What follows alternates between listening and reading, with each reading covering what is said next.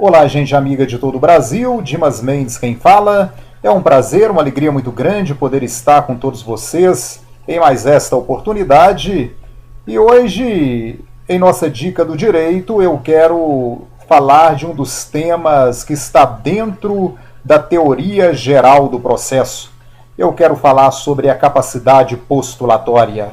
Tema este que tem sido objeto de discussões nas academias, entre os estudantes de direito. Vamos falar sobre o conceito de capacidade postulatória.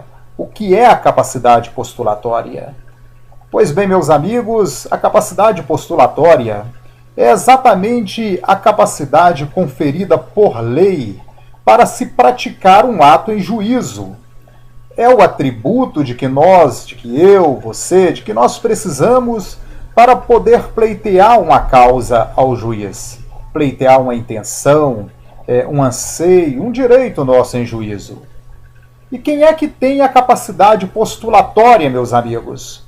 Não é qualquer pessoa que tem a capacidade para postular em juízo.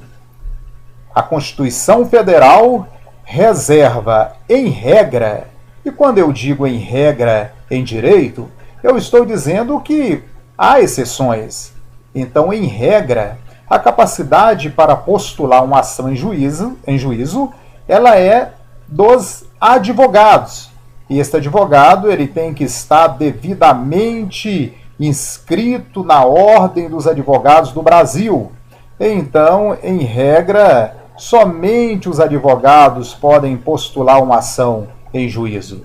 Agora, meu amigo, minha amiga, o advogado, para postular uma ação, ele precisa de um mandato, ele precisa de uma procuração para poder postular em juízo.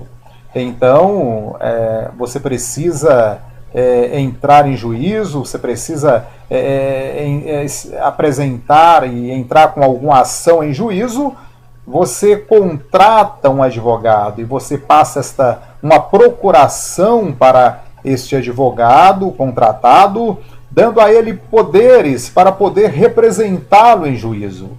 Tanto que se o advogado entrar com uma ação em juízo sem estar devidamente autorizado para este ato, esta ação ela é ineficaz e ela é passiva de ratificação.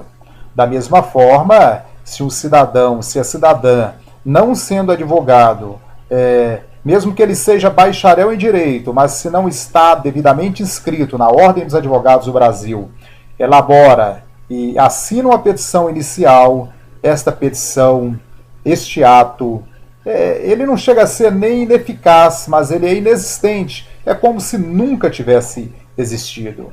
Então, os advogados, estando munidos de um mandato, de uma procuração, ele tem a capacidade postulatória. E como eu disse no início, meus amigos, que existem algumas exceções. E quem são as pessoas, em que situação você pode postular uma ação em juízo sem a necessidade da contratação de serviços advocatícios, sem a contratação de um advogado? Eu vou falar aqui de 3 exceções. Uma delas é na impetração de habeas corpus. Nós sabemos que qualquer pessoa, qualquer cidadão, pode entrar com um habeas corpus sem a necessidade de ser representado por advogado.